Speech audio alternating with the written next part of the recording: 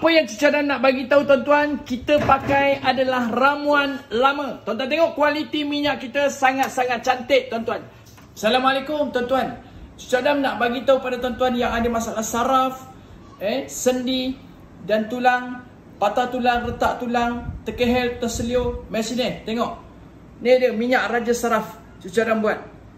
Ini dia periuk yang kita masak minyak. Boleh tengok dalam dia. Tuan-tuan tengok dalam minyak kita macam mana, kualiti minyak kita macam mana. Ini dia minyak kita yang kita masak. Nampak? Cantik.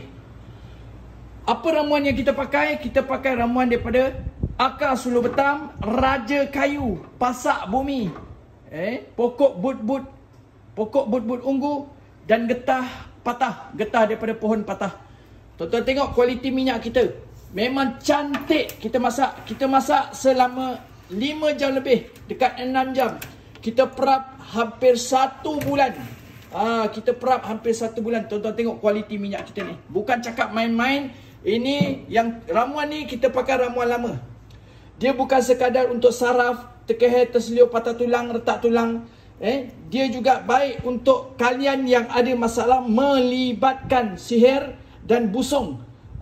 Kalau tuan-tuan ada saudara mara, sepupu sepapat, adik-beradik menderita busung, ni dia dapatkan minyak cucu Adam ni.